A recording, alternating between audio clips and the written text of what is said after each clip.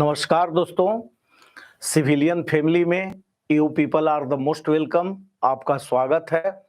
आज हम लोगों को पढ़ना है Indian economy. Indian economy mains के पॉइंट ऑफ व्यू से, मुख्य परीक्षा के दृष्टिकोण से यह इम्पोर्टेंट है। कैसे है ये यूपी पीसीएस के सिलेबस में, इसका स्वरूप क्या है, इस पर हमें चर्चा करना है। और इसके बाद में we will start each and every aspect of Indian economy. तब हम भारतीय अर्थव्यवस्था के प्रत्येक पहलू पर आएंगे। तो firstly come to discuss about the lecture plan. आइए हम देखते हैं कि इसके लेक्चर प्लान में क्या है। तो देखिए, ये इंडियन इकोनॉमी है। इंडियन इकोनॉमी को हम 3 भाग में बांट सकते हैं।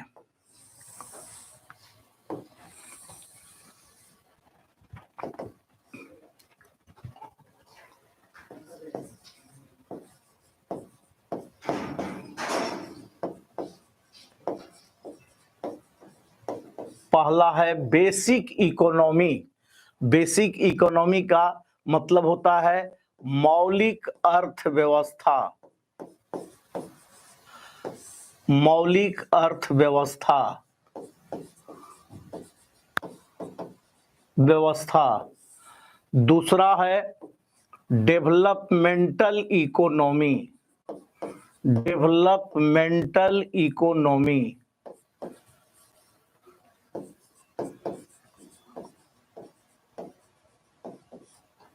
इसका अर्थ है विकासात्मक अर्थव्यवस्था।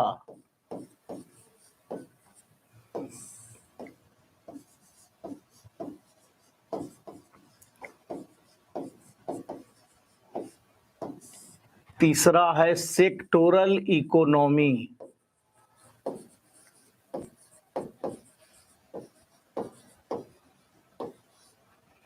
जिसका अर्थ है क्षेत्रवार अर्थव्यवस्था।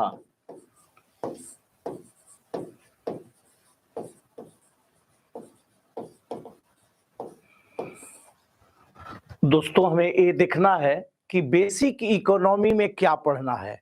तो बेसिक इकोनॉमी में सबसे पहले हम क्या देखते हैं? सबसे पहले हम देखते हैं पहला कि अर्थ शास्त्र एवं अर्थव्यवस्था में अंतर। अर्थव्यवस्था में अंतर में अंतर।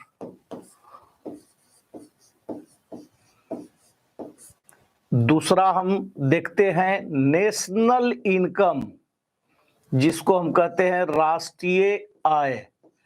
National income.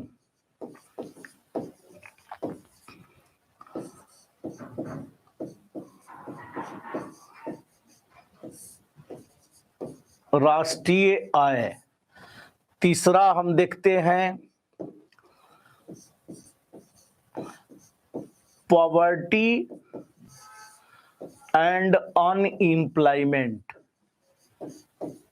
Poverty and unemployment. गरीबी एवं बेरोजगारी।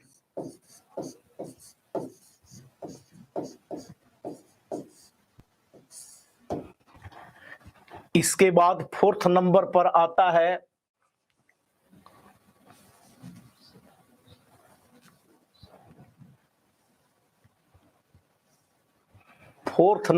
आता है हम लोगों का टॉपिक डेमोग्राफी।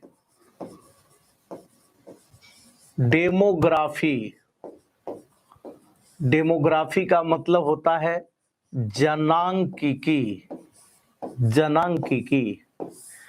ये हमें बेसिक इकोनॉमिक्स के अंतर्गत पढ़ना है। बेसिक इकोनॉमिक्स में हमने क्या देखा? बेसिक इकोनॉमिक्स में देखा कि अर्थशास्त्र और अर्थव्यवस्था में क्या अंतर है। दूसरा हमने क्या देखा? टॉपिक नेशनल इनकम देखा, राष्ट्रीय आय किसको कहते हैं। तीसरा टॉपिक देखा हम लोगों ने पॉवर्टी एंड अनएम्प्लॉयमेंट। और चौथा टॉपिक में हम लोग का डेमोग्राफी, जनांकिकी। इस पार्ट को हम बेसिक इकोनॉमी को अगर डील करें तो सबसे पहले हम ये देखते हैं कि आखिर अर्थव्यवस्था और अर्थशास्त्र में क्या अंतर है, आखिर हम अर्थशास्त्र किसको कहेंगे और अर्थव्यवस्था किसको कहेंगे। तो सबसे पहले मैं ये बताऊं कि अर्थशास्त्र जो है, अर्थशास्त्र indicates that how to produce wealth. अर्थशास्त्र यह कहता है कि धन का उत्पादन कैसे किया जाए। अगर अर्थशास्त्र में धन के उत्पादन को बताता है तो फिर अर्थव्यवस्था क्या है। अर्थव्यवस्था रेफर्स, जो ये अर्थव्यवस्था है Indian economy, refers how should the utilization of produced money, उत्पादित धन का हम व्यवस्थित ढंग से प्रयोग कैसे करें। दिस इंडिकेट्स इंडियन इकोनॉमी, यह कौन दर्शाता है, यह भारतीय अर्थव्यवस्था दर्शाता है। तो हम लोगों ने क्या देखा, हम लोगों ने देखा कि अर्थशास्त्र किस पर जोर देता है, अर्थशास्त्र धन के उत्पादन पर जोर देता है, और अर्थव्यवस्था किस पर जोर देता है, अर्थव्यवस्था दर्शाता है कि उत्पादित धन का व्यवस्थित ढंग से प्रयोग कैसे किया जाए।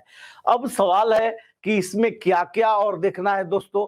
तो जो अर्थव्यवस्था है, अर्थव्यवस्था हम देखेंगे कि इंडियन इकोनॉमी का what is the nature of Indian economy in India, Bharat में भारतीय अर्थव्यवस्था की क्या प्रकृति है। तो आप जानते ही हैं कि भारत में जो भारतीय अर्थव्यवस्था की प्रकृति है यह किस रूप में है, मिक्स्ड इकोनॉमी के रूप में है, मिश्रित अर्थव्यवस्था के रूप में है। अब सवाल होता है कि मिश्रित अर्थव्यवस्था क्या है, कैसे हम समझे कि भारतीय अर्थव्यवस्था मिश्रित है। तो गौर करिएगा, जो ये मिश्रित अर्थव्यवस्था है ये हमने दो जगह से ग्रहण किया है, क्योंकि हमारे पास पब्लिक और प्राइवेट सेक्टर दोनों का कोऑर्डिनेशन है, लोक क्षेत्र और निजी क्षेत्र दोनों का कोऑर्डिनेशन है। जो यूएसए में डिसेंट्रलाइज्ड इकोनॉमी है, जो संयुक्त राज्य अमेरिका में विकेंद्रीकृत अर्थव्यवस्था है, वहां से हमने प्राइवेट सेक्टर को लिया है, और उसके बाद में जो सोशलिस्ट पैटर्न के सोसाइटी है उनसे हमने क्या लिया है, जो समाजवादी अर्थव्यवस्था के स्वरूप है उनसे हमने लिया है पब्लिक सेक्टर।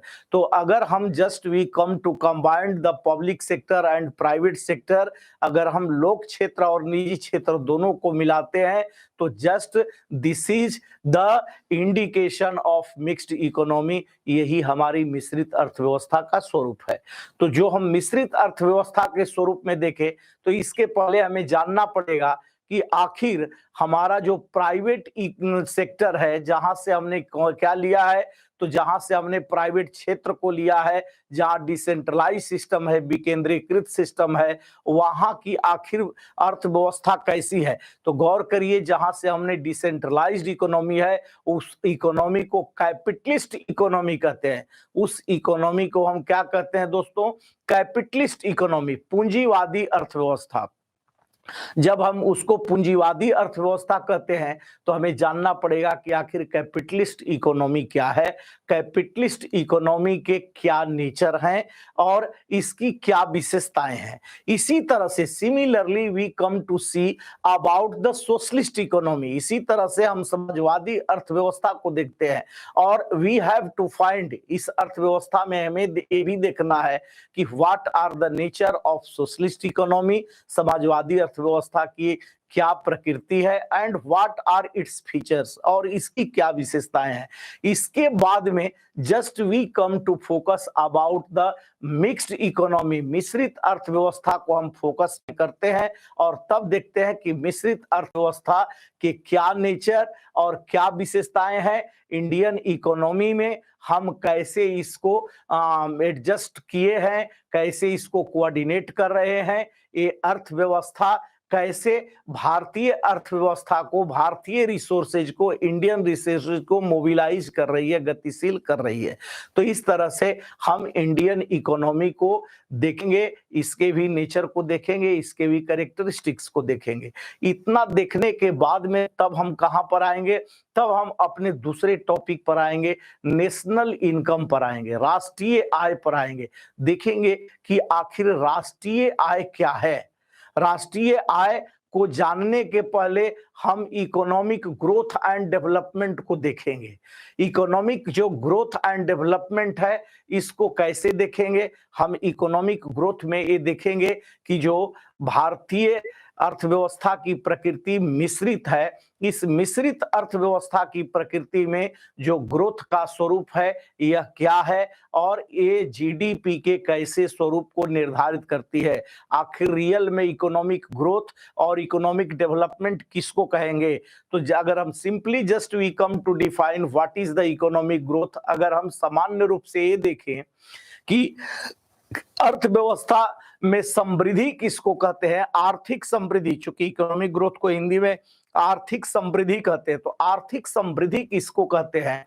तो ये गौर करें कि अगर कहा जाए कि there is the phenomena of the quantity changes in any economy, अगर अर्थव्यवस्था में क्वांटिटी चेंजेज की फिनोमेना होती है, संख्यात्मक परिवर्तन की फिनोमेना होती है, तो such type of the economy indicates that the growth scenario of that particular nation, इस प्रकार की जो अर्थव्यवस्था है उस राष्ट्र या देश के क्या दर्शाती है, समृद्धि परिदृश्य को दर्शाती है। तो गौर करिए इसमें जो इंस्टीट्यूशनल नंबरिंग है, संस्थागत जो परिवर्तन है, उसको हमें हर हालत में देखना है और फिर तब देखना है कि how this institutional numbering can find and occur at the level of the qualitative changes, कैसे यह जो स्वरूप है यह गुणात्मक परिवर्तन को निर्देशित करता है, गुणात्मक परिवर्तन को यह संकेत करता है। तो यहाँ पर हमें क्या देखना है, यहाँ पर इकोनॉमिक ग्रोथ के साथ में इकोनॉमिक डेवलपमेंट देखना है। इकोनॉमिक डेवलपमेंट आर्थिक विकास में क्या हुआ, आर्थिक विकास जो है किससे संबंधित है, तो गौर करिए यह गुणात्मक परिवर्तन से संबंधित है। अब गुणात्मक परिवर्तन किस आधार पर हम देखेंगे, तो यहीं पर हम लोगों का एक जो जुड़ा हुआ टॉपिक है ह्यूमन डेवलपमेंट इंडेक्स, जिसको कहते हैं मानव विकास सूचकांक, मानव विकास सूचकांक को हम देखते हैं। अब मानव विकास सूचकांक में ये आपको मालूम ही है या नहीं होगा, ये मेंस के हिसाब से इंपॉर्टेंट है, इससे सवाल भी पूछे जा रहे हैं कि आखिर what is the reason HDI of India is degraded, क्या कारण है कि भारत का जो मानवीय विकास सूचकांक है वह गिर रहा है, ये सब सवाल जो है पूछे जाते हैं। तो एचडीआई आप जानते ही हैं कि यूनाइटेड नेशंस डेवलपमेंट प्रोग्राम के तहत ये पब्लिश किया जाता है और इसमें जो 3 चर होते हैं, टॉपिक में आएंगे तो इसको डिटेल डील करेंगे, लेकिन इसमें 3 चर होते हैं जो लिटरेसी है, लाइफ एक्सपेक्टेंसी है और पर कैपिटा इनकम है, जिसको हम साक्षरता कहते हैं, जीवन प्रत्याशा कहते हैं। और गौर करिए इसके साथ में हम देखते हैं कि प्रति व्यक्ति आय का स्वरूप क्या है। तो ये 3 चरों को देखेंगे और फिर तब देखेंगे कि इंडिया में इसका स्वरूप क्या है, कैसे इसमें सुधारात्मक हम कैसे इंप्रूवमेंटल चेंजेज ला सकते हैं और इंडिया कैसे ये सीड कर सकती है, कैसे हेड कर सकती है। तो इस स्तर पर हम क्या देखेंगे, इस स्तर पर इकोनॉमिक ग्रोथ एंड डेवलपमेंट को देख करके तब नेशनल इनकम का जो पार्ट है हमारा, राष्ट्रीय आय का पार्ट है, राष्ट्रीय आय को देखेंगे कि आखिर राष्ट्रीय आय होता क्या है, आखिर हम किसको राष्ट्रीय आय कहते हैं। फिर क्या हम देखेंगे कि राष्ट्रीय उत्पाद क्या है, आखिर हमारा जो नेशनल प्रोडक्शन है वो क्या है। फिर राष्ट्रीय आय से जुड़े हुए जो स्वरूप हैं जो मेंस के दृष्टिकोण से इंपॉर्टेंट है, and some terminologies are also used and everyone student should be tended towards to have your clear concept, students को भी अपना कॉन्सेप्ट अवधारणा क्लियर करना चाहिए। इस संदर्भ में हम देखते हैं कि जो नेशनल इनकम का स्वरूप है उसमें क्या देखना है। तो नेशनल इनकम की जो कंसेप्चुअल अवधारणाएं हैं, जो अवधारणात्मक पहलू हैं, वो 2 रूपों में देखी जाती है कि इसमें तो जीडीपी और जीएनपी के रूप में देखी जाती है। अब जीडीपी में ग्रॉस डोमेस्टिक प्रोडक्ट इसको कहते हैं, जीएनपी को क्या कहते हैं, ग्रॉस नेशनल प्रोडक्ट कहते हैं। अब जीडीपी जो है ग्रॉस जो डोमेस्टिक प्रोडक्ट है, एक ग्रॉस डोमेस्टिक प्रोडक्ट क्या है और इसकी क्या अवधारणा है, सकल घरेलू उत्पाद क्या है, इसकी अवधारणा क्या है, सकल घरेलू उत्पाद कैसे जाना जाए, इसके बाद में जीएनपी क्या है, सकल राष्ट्रीय उत्पाद क्या है, दोनों में क्या अंतर होता है, इक्विलिब्रियम का क्या स्टेट हो सकता है, ये सारा चीज देखना है। इसके साथ में अब जीडीपी से जो रिलेटेड चीज है, चाहे एनडीपी हो, नेट डोमेस्टिक प्रोडक्ट हो, इसको देखना है। चाहे यह फैक्टर कॉस्ट पर है या मार्केट प्राइस पर है, चाहे यह लागत कारक पर है या बाजार कारक पर है, ये दोनों को हमें देखना है। इसके बाद में इसी तरह से हमें जीएनपी में देखना है। इतना देखने के बाद में तब हमें क्या देखना है, हमें देखना है कि आखिर करंट प्राइस क्या है, और करंट प्राइस और कांस्टेंट प्राइस, जो चालू मूल्य है और जो स्थिर मूल्य है। जो चालू मूल्य है वो क्या है, स्थिर मूल्य क्या है, और नेशनल इनकम को कैसे चालू मूल्य और स्थिर मूल्य पर मेजरमेंट किया जाता है, और नेशनल इनकम को एक बैलेंस तरीके में रखने के लिए किस पैमाने पर हमें मेजरमेंट को देखना चाहिए, ये हम देखते हैं। इसके बाद में हम क्या देखते हैं, इसके बाद में हम देखते हैं कि अब जो नेशनल इनकम है, नेशनल इनकम को कैसे हम किस आधार पर मेजर करते हैं। तो चाहे इनकम मेथड कर लें, चाहे प्रोडक्शन मेथड कर लें, चाहे एक्सपेंडिचर मेथड कर लें, इतना करने के बाद में जो हमारा मेंस का अप्रोच है, जो मेंस का स्वरूप है, वो क्लियर होता है। इसके बाद में तब हमारा इसमें बेसिक इकोनॉमी में जो तीसरा है टॉपिक, गरीबी एवं बेरोजगारी, पॉवर्टी एंड अनएम्प्लॉयमेंट, ये काफी इंपॉर्टेंट है और इस टॉपिक को हमें देखना है। अब देखना है कि गरीबी किसको कहते हैं, तो गरीबी को हम देखेंगे कि गरीबी क्या है और गरीबी के कितने स्वरूप हैं।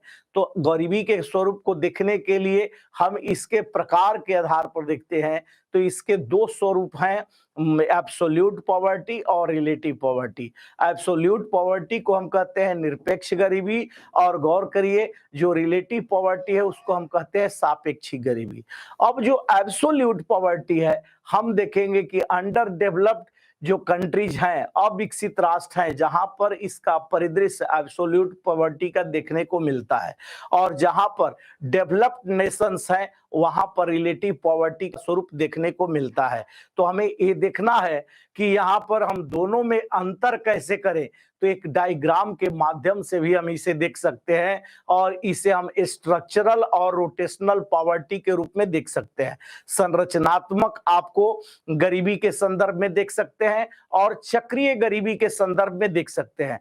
तो जो हमारा स्ट्रक्चरल गरीबी है ये कैसे जन्म ले रही है, जो रोटेशनल गरीबी है वो कैसे जन्म ले रहा है, इस पर स्फीति का क्या प्रभाव है, गरीबी के साथ स्फीति को कैसे जोड़ा जा सकता है, ये हमें देखना है। इसके बाद में तब हमें देखना है कि हमारे जो देश में या अंडर डेवलप्ड कंट्रीज में जो पॉवर्टी है या एक विशियस साइकिल के रूप में है, गरीबी है जो किस साइकिल के रूप में है, एक विशियस साइकिल के रूप में है, दुष्चक्र के रूप में है। इस दुष्चक्र को, विशियस साइकिल को तोड़ने के लिए क्या करना चाहिए और भारत सरकार के द्वारा क्या प्रयास किया जा रहा है, इसको देखना है। और तब इसके बाद में हम बेरोजगारी को देखेंगे।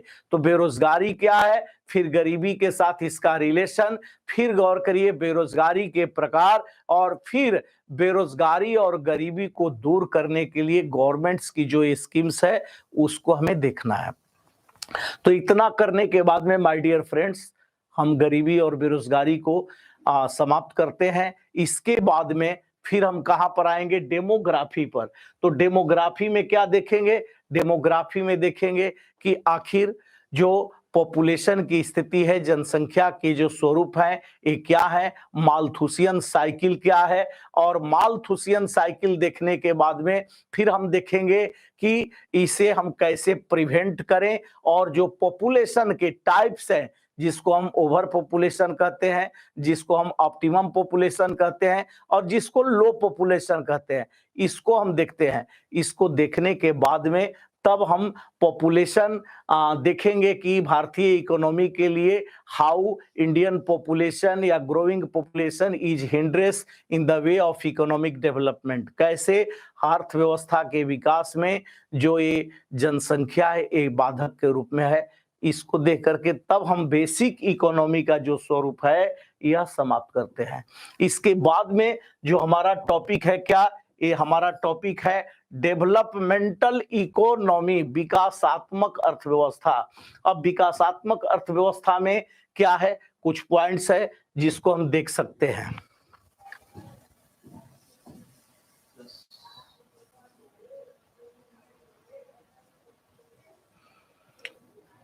अब इसमें पहला पॉइंट क्या है दोस्तों? इसमें पहला पॉइंट हम देखेंगे प्लानिंग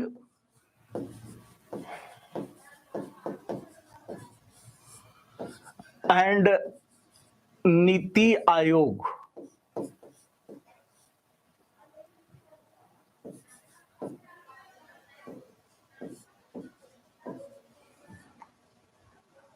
योजना और नीति आयोग, योजना एवं नीति आयोग।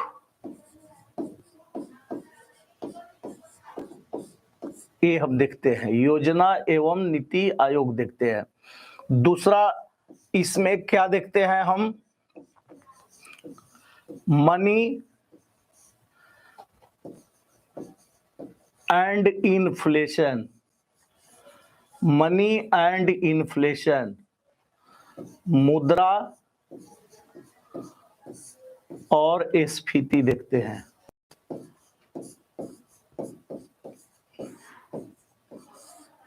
अब देखिए इसमें भी 4 to 5 टॉपिक्स है। पहले हम देख लें कि प्लानिंग एंड नीति आयोग, योजना एवं नीति आयोग का क्या स्वरूप है।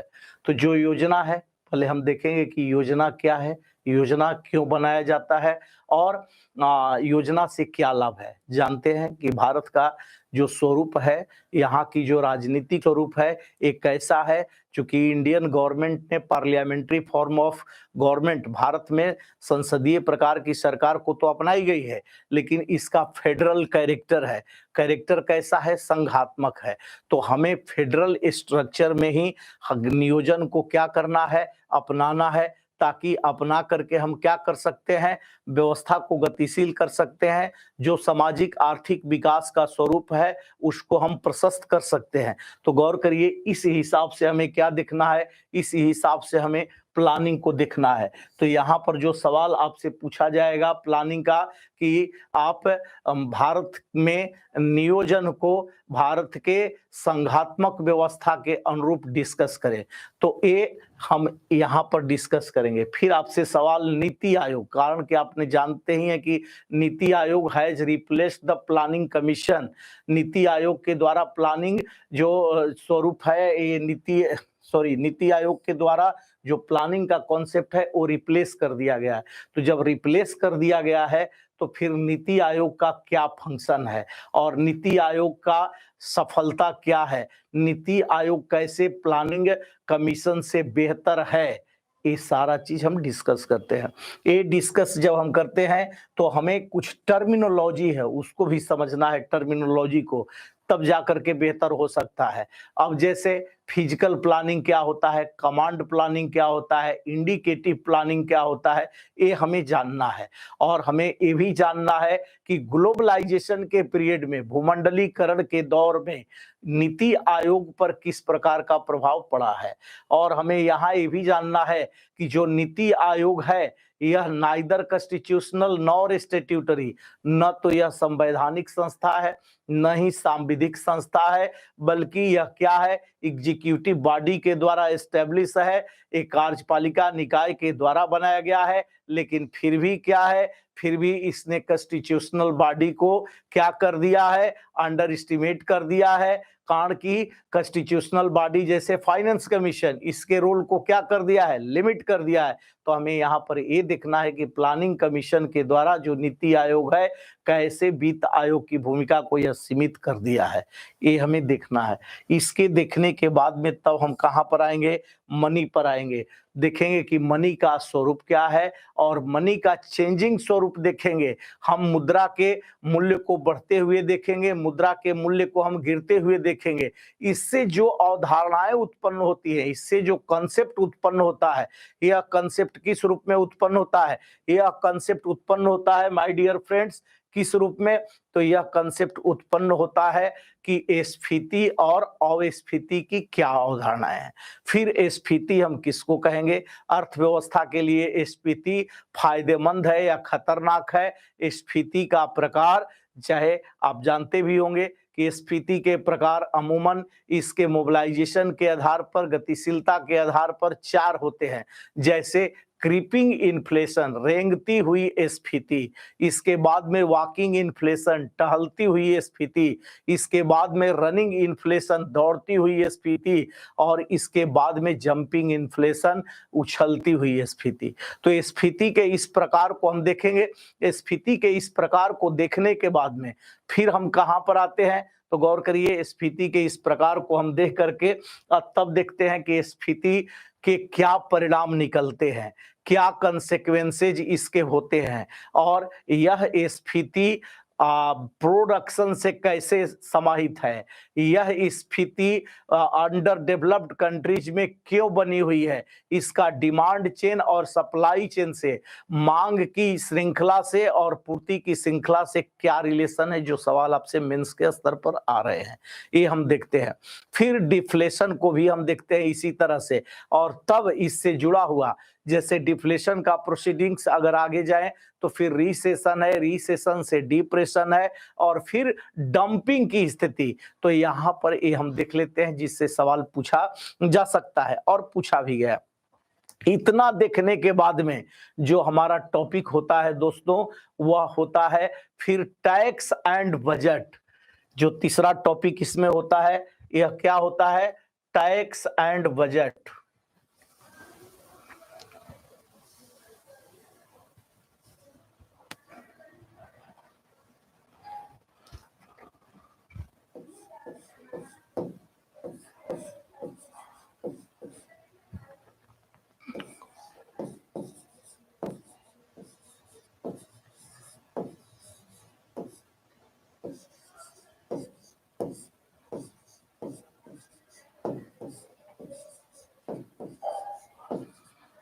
अब देखिए, टैक्स एंड बजट, कर और बजट है। हम देखेंगे कि टैक्स क्या है, टैक्स कितने प्रकार का होता है, चाहे डायरेक्ट टैक्स हो या इनडायरेक्ट टैक्स हो, प्रत्यक्ष कर है या अप्रत्यक्ष कर है, डायरेक्ट टैक्स के क्या मेरिट्स और डीमेरिट्स है, इनडायरेक्ट टैक्स के मेरिट और डीमेरिट्स क्या होते हैं, ये हम देखते हैं। इसके बाद में हम क्या देखते हैं? इतना देखने के बाद में हम देखते हैं कि हमारे यहाँ टैक्स का सिस्टम क्या है। टैक्स के सिस्टम में क्या हम देखते हैं? प्रोग्रेसिव टैक्स देखते हैं, प्रगतिशील कर देखते हैं, फिर प्रोपोर्शनल टैक्स देखते हैं, अनुपातिक कर देखते हैं, फिर रिग्रेसिव टैक्स देखते हैं, प्रतिगामी कर देखते हैं, और फिर डिग्रेसिव टैक्स देखते हैं, अधोगामी कर देखते हैं। इनके देखने के बाद में फिर हम क्या आते हैं? इनडायरेक्ट टैक्स के स्वरूप पर। तो इनडायरेक्ट टैक्स में हम क्या देखेंगे? इनडायरेक्ट टैक्स में देखेंगे कि इसके मेरिट और डिमेरिट्स क्या है।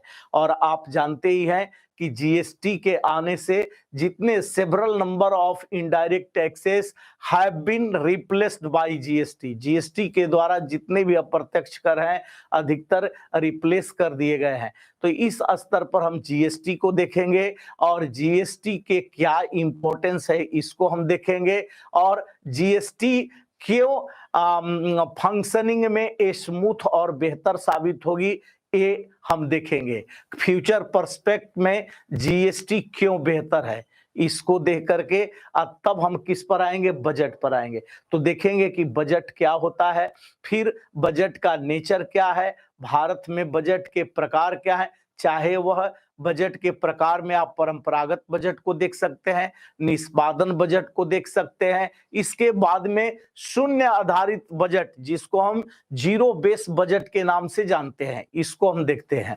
इसके देखने के बाद में हम तब आते हैं कि जो हमारे यहाँ, जैसे मान लीजिए कि फिस्कल डेफिसिट है, ये क्या है? फिस्कल डेफिसिट, राजकोषीय घाटा क्या है, इसका स्वरूप क्या है, और राजकोषीय घाटा को पाटने के लिए सरकार के द्वारा क्या रणनीति की गई है या की जाती है, वर्तमान में इसका पोजीशन क्या है। इस तरह से जो बजटरी टेंडेंसीज है, जो बजटीय प्रवृत्तियां हैं, इन बजटीय प्रवृत्तियों को हम क्या करते हैं? देखेंगे। तो बजटीय प्रवृत्ति में हम क्या देखेंगे?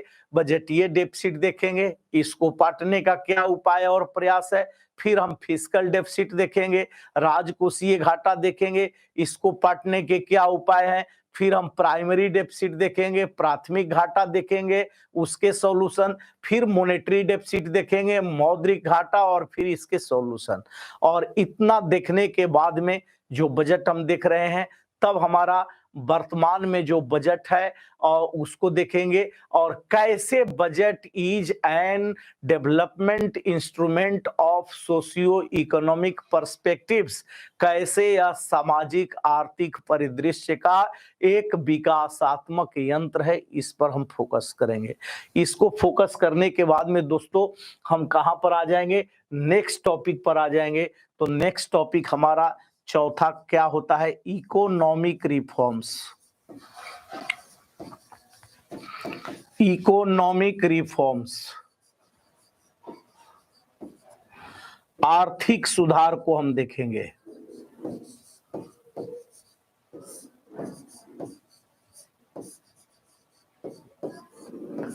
आर्थिक सुधार को देखेंगे। अब सवाल होता है कि इकोनॉमिक रिफॉर्म्स में क्या हमें पढ़ना है, जो मेंस के लिए इंपॉर्टेंट है, हमें देखना है इकोनॉमिक रिफॉर्म्स में। तो इकोनॉमिक रिफॉर्म्स में हम क्या देखेंगे, इकोनॉमिक रिफॉर्म्स में हम तीन चीजों पर फोकस करेंगे, लिबरलाइजेशन, प्राइवेटाइजेशन, ग्लोबलाइजेशन। लिबरलाइजेशन जो आप देख रहे हैं, लिबरलाइजेशन को हम, यल को क्या कहते हैं, लिबरलाइजेशन। यल को हम क्या कहेंगे, लिबरलाइजेशन मतलब उदारीकरण। लिबरलाइजेशन का मतलब होता है उदारीकरण। अब यहाँ पर ये देखेंगे कि उदारीकरण क्या है और सरकार ने इसे क्यों चलाया और इसके क्या क्या कंसेक्वेंसेस, क्या क्या परिणाम निकले। फिर हम देखेंगे कि प्राइवेटाइजेशन, निजीकरण क्या है और निजीकरण का स्वरूप दिनों दिन बढ़ता जा रहा है। क्या प्राइवेटाइजेशन इंडियन इकोनॉमी के लिए अपरिहार्य है, प्राइवेटाइजेशन, निजीकरण की सीमाएं क्या होती हैं, इसके अंतर्गत हम देखेंगे। फिर है ग्लोबलाइजेशन, भूमंडलीकरण। भूमंडलीकरण क्या है और भूमंडलीकरण का प्रभाव भारत के अर्थव्यवस्था पर किस प्रकार का है, अर्थव्यवस्था क्यों हमारी गतिशील हो रही है या गतिशीलता के फैक्टर्स ग्लोबलाइजेशन से प्रशस्त होते हैं, इस स्वरूप को हम देखेंगे। तो इस तरह से हम लिबरलाइजेशन, प्राइवेटाइजेशन और ग्लोबलाइजेशन को देखते हैं। इतना देखने के बाद में दोस्तों हमारा जो डेवलपमेंटल इकोनॉमी का जो पार्ट होता है वह पूरा होता है। इसके बाद में हम कहां पर आते हैं, तो अब आते हैं सेक्टोरल इकोनॉमी में। सेक्टोरल इकोनॉमी का मतलब क्षेत्रवार अर्थव्यवस्था। ये मेंस के लिए बहुत ही इंपॉर्टेंट है, कंसेप्चुअल भी है और सवाल मैक्सिमम भी यहीं से पूछे जाते हैं। और everyone should have clear cut concept, सबको अपना कॉन्सेप्ट क्लियर करना चाहिए, कारण कि ये जानने का विषय है। क्योंकि जो बेसिक्स है, अगर if you have feel healthy in the sense of resolving the terminology related to economy, जो अर्थव्यवस्था से संबंधित शब्दावली है, अगर उसको आपने ठीक से समझ लिया है तो मेंस के स्तर पर आपको लिखने में कोई दिक्कत नहीं है।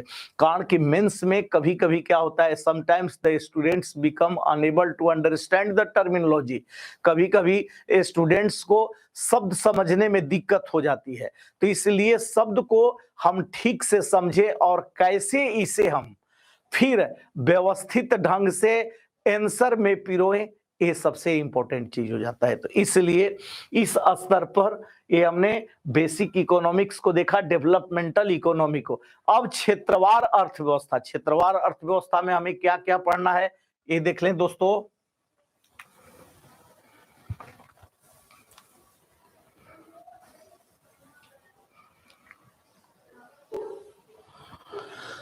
क्षेत्रवार अर्थव्यवस्था में पहला हमें पढ़ना है एग्रीकल्चर सेक्टर।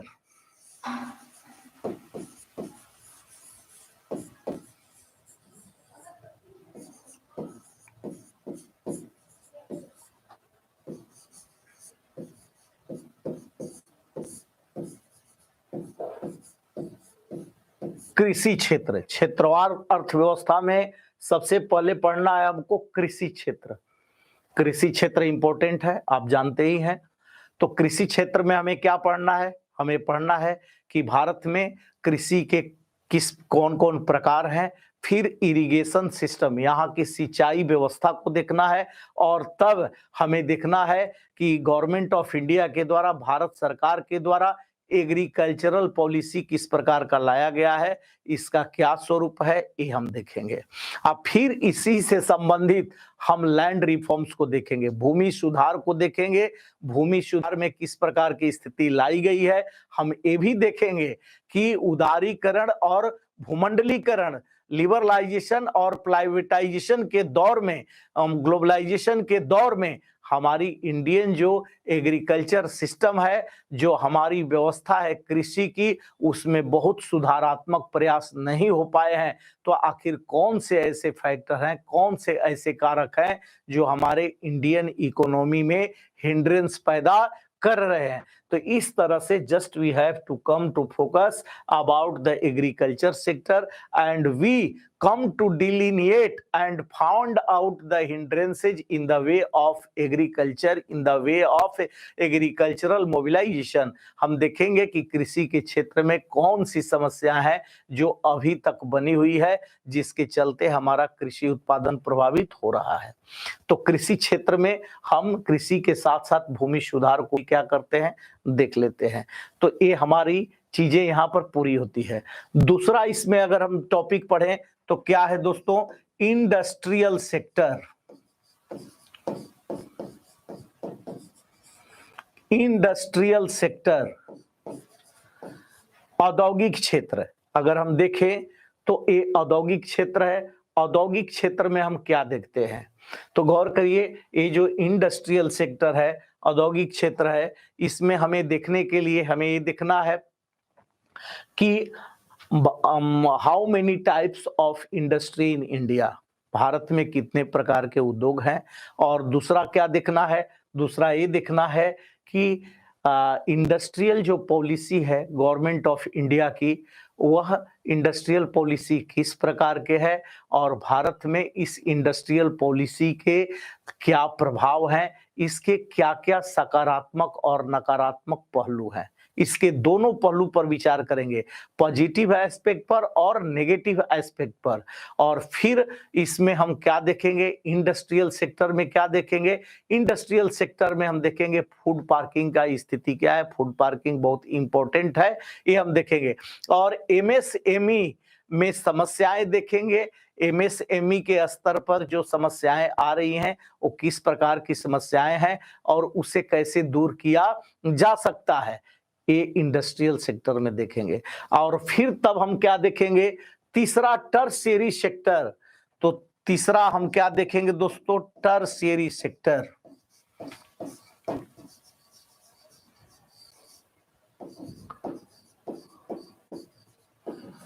ये देखिए तृतीयक क्षेत्र देखेंगे, टर्शियरी सेक्टर।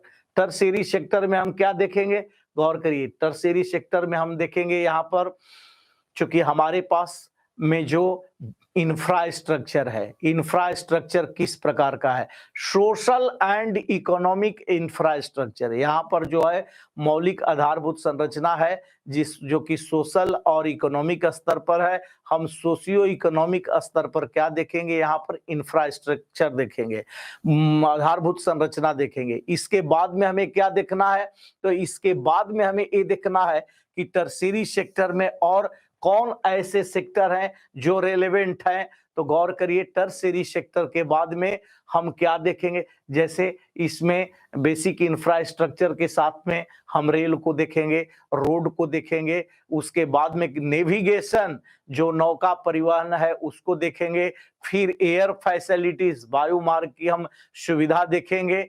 इसमें जो गवर्नमेंट ऑफ इंडिया के द्वारा जो भारतमाला प्रोजेक्ट चल रहा है वो देखेंगे।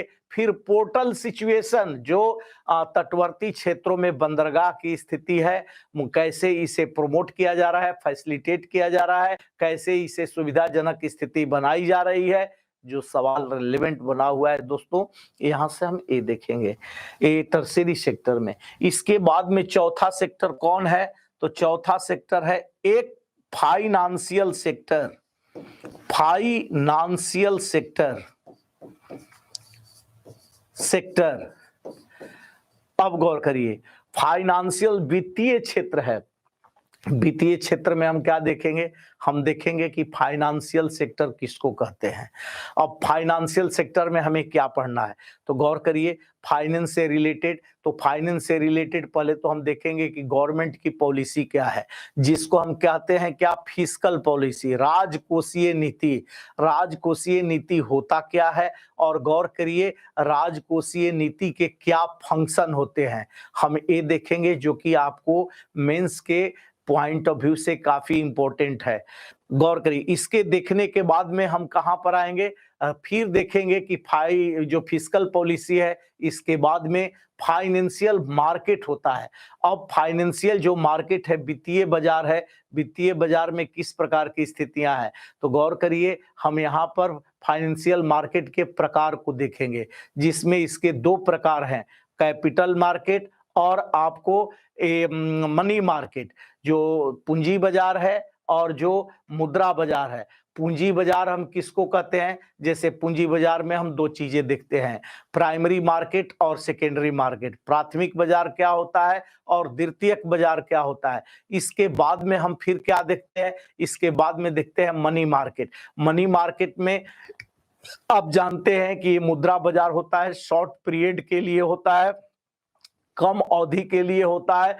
तो इसमें किस प्रकार का यूज करते हैं हम? मनी की लिक्विडिटी क्या होती है, फंड्स की लिक्विडिटी क्या होती है, इसकी क्या सर्टेनिटी होती है, क्या निश्चितता होती है, यहीं पर हम देखेंगे कि जो ट्रेजरी बिल है, कमर्शियल बिल है, इसका क्या स्वरूप होता है। इसके देखने के बाद में दोस्तों, मनी मार्केट का एक स्वरूप है जो कि आप जानते हैं कि ये शेयर से रिलेटेड होता है, जो कि इससे भी सवाल पूछ लिया जाता है। शेयर क्या है, शेयर क्यों रेजिंग और डाउन की स्थिति में होता है, क्यों बढ़ता है और क्यों घटता है, स्टॉक एक्सचेंज क्या है, सेबी का स्वरूप क्या है, सेबी का टूल्स क्या है, नियंत्रण करने का तरीका क्या है, और आरबीआई का गाइडलाइंस क्या है, यहाँ पर ये हम देखते हैं। इसके देखने के बाद में हम इस देखते हैं कि इन्वेस्टमेंट का जो स्वरूप है भारतीय अर्थव्यवस्था में फाइनेंशियल सेक्टर के अंतर्गत, वो क्या है, इन्वेस्टमेंट क्या होता है, इन्वेस्टमेंट के प्रकार कौन कौन है, और फिर देखेंगे कि इन्वेस्टमेंट मॉडल भारत में कौन चल रहा है, ट्रिपल पी क्या है, ट्रिपल पी के प्रॉपर्टीज को देखेंगे, ट्रिपल पी में आने वाले हिंड्रेंसेज कौन कौन है, और इसके कंसेक्वेंस को देखेंगे। इसके देखने के बाद में तब हमारा फाइनेंशियल सेक्टर का जो टॉपिक है दोस्तों समाप्त होता है, और तब हम आते हैं एक्सटर्नल सेक्टर पर। तो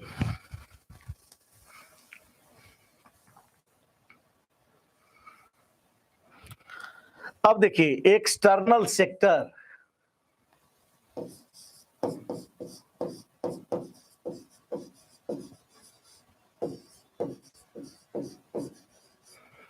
अब एक्सटर्नल जो सेक्टर है, बाहरी क्षेत्र, वाह्य क्षेत्र जिसको कहते हैं,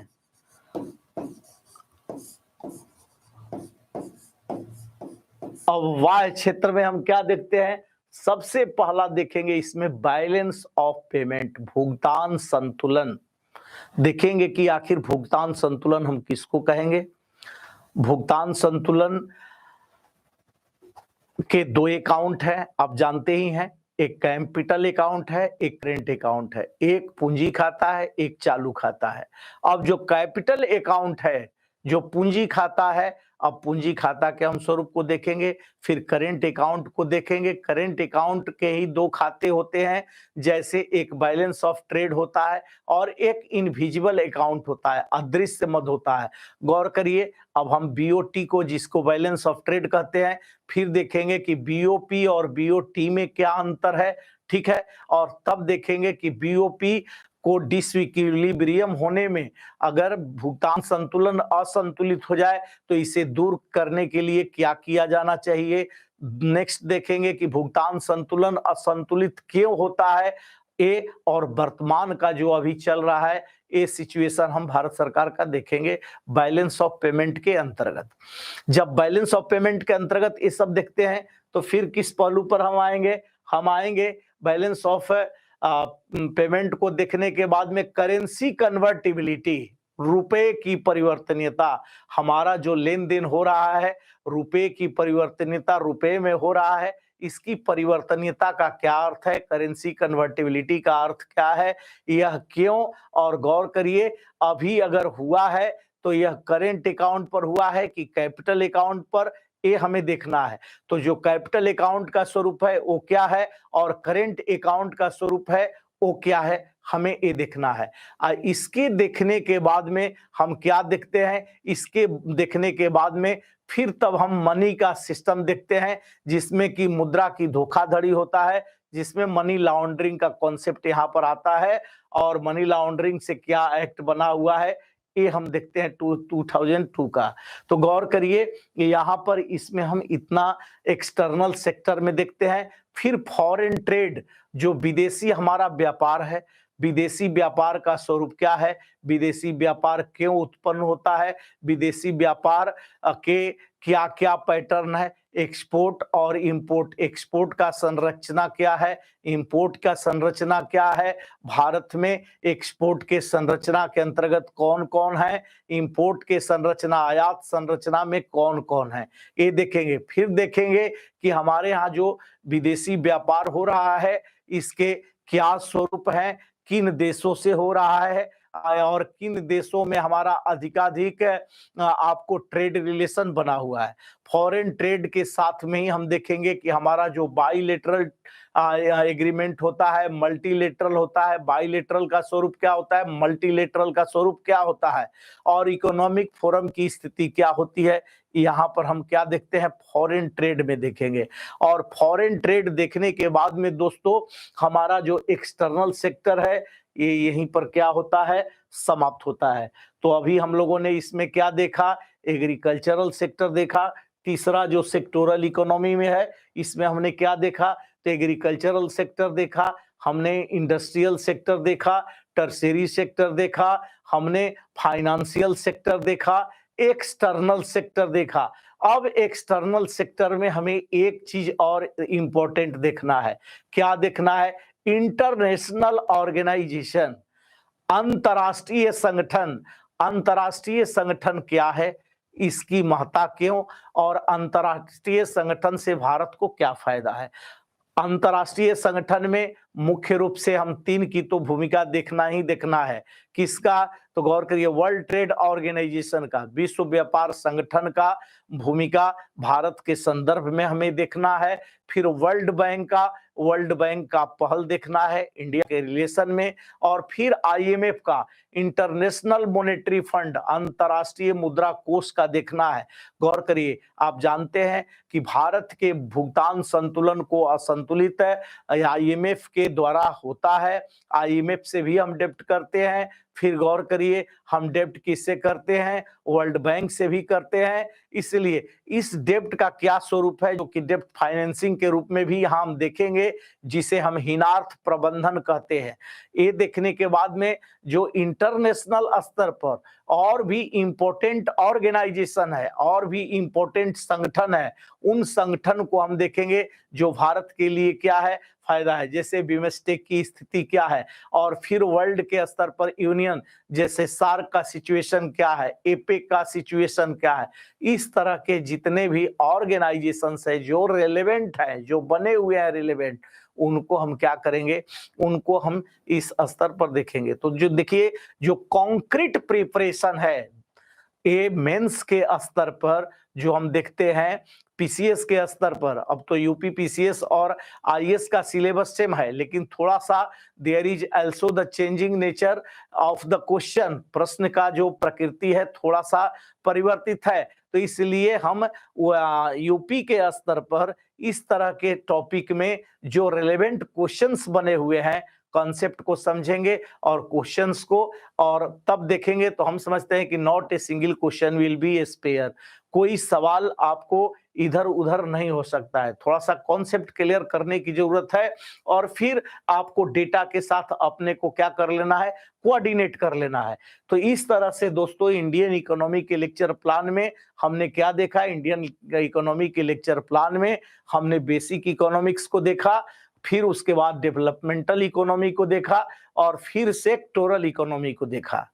अब हमें करना क्या है, तो just we have to start basic economics. हमें बेसिक इकोनॉमिक्स को क्या करना है, देखना है, जिसमें हमें स्टार्ट कौन सा टॉपिक करेंगे अगले लेक्चर में। तो अगले लेक्चर में करेंगे कि आखिर अर्थशास्त्र क्या है, अर्थव्यवस्था क्या है, अर्थव्यवस्था की प्रकृति क्या होती है, और उसके बाद में गौर करिए भारत में मिश्रित अर्थव्यवस्था के क्या नेचर है, यह कैसे भिन्न है कैपिटलिस्ट पूंजीवादी अर्थव्यवस्था से, कैसे भिन्न है सोशलिस्ट इकोनॉमी इससे, और प्राइस मैकेनिज्म का क्या स्थिति है, इसके देखने के साथ ही में तब इकोनॉमिक ग्रोथ एंड डेवलपमेंट जो राष्ट्रीय आय से हम क्या करेंगे, अटैच करेंगे। तो नमस्कार दोस्तों, आज के क्लास में इतना ही। फिर हम लोग मिलते हैं अर्थशास्त्र एवं अर्थव्यवस्था के साथ। धन्यवाद।